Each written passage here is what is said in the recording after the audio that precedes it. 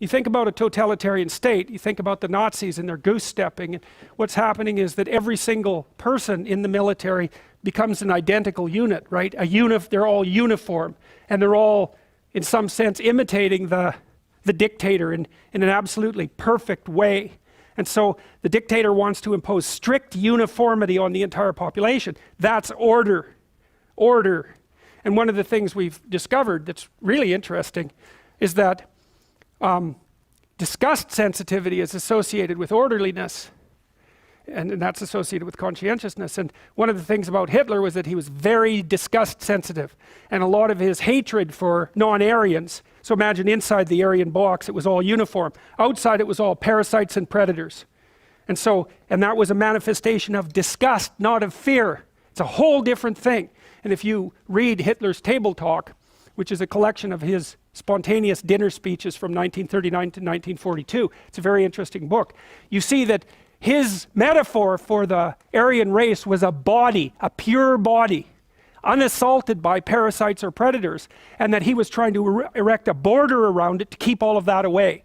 So it's an immunological disgust-like metaphor. And there's some recent work that was published in PLOS One about 3 years ago, showing that, a brilliant study, should have got much more attention, showing that if you went around and sampled political attitudes in different countries, or even within the same country, what you found was that the higher the prevalence of infectious diseases, the higher the probability of totalitarian political attitudes at the local level.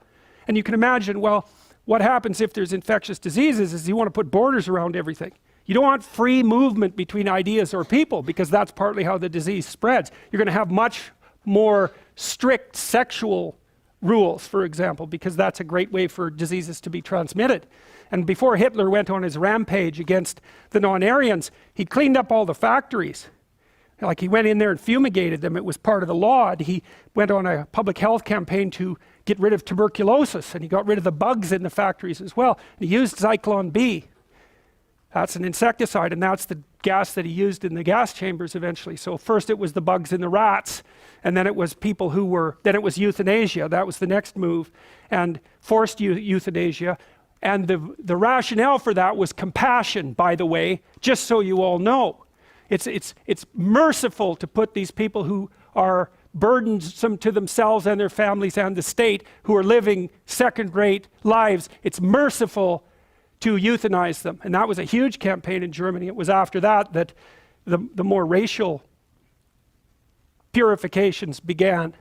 And so that's the disgust thing. That's unbelievably important. It's because lots of times people think that conservatives are more anxiety sensitive than liberals, and that's why they're closed in terms of their ideas. But that doesn't look right. First of all, conservatives are less neurotic than liberals, although the effect isn't that big. So it doesn't look, and they actually are, they score higher in measures of well-being. The most unhappy people are liberal men, by the way. So, but you know, people are often accused, if they're conservative, of being fearful, and that's why they, you know, suppress other people's viewpoints. But that doesn't look right. It's low openness and high orderliness, and that looks like it's associated with disgust, and that looks like it's associated with something called the extended immune system, which is the proclivity of people to keep themselves away from potential sources of contamination. It's really terrifying, because one of the things people often said about Germany was that, you know, it was a very civilized country, and yet it descended into barbarity. But conscientiousness is a very good predictor of long-term success. And so you could say, well, conscientious societies are more civilized, but they're also more orderly, and that makes them more disgust sensitive. And so what it might have easily been in Germany was that it was an excess of civilization rather than its lack that produced exactly these consequences. And that's a far more frightening proposition, and one that's, I believe, much more likely to be true. Hitler bathed 4 times a day. And he was also an admirer of willpower, so he could stand like this for 8 hours in the back of a car. And the thing about conscientious people is they're very willpower oriented. And so if you're unfortunate enough to be sick chronically in the house of someone who's conscientious, especially if it's a mental illness, you're more likely to relapse, because the conscientious person is going to be judgmental, and they're going to say to you, if you're schizophrenic, they're going to say, well, if you just organize yourself and get up in the morning and try a little harder, you could overcome this. Which is of course true, except you can't, because you're schizophrenic. And so the pressure put on you by the anger and the contempt is going to increase the probability that you'll relapse.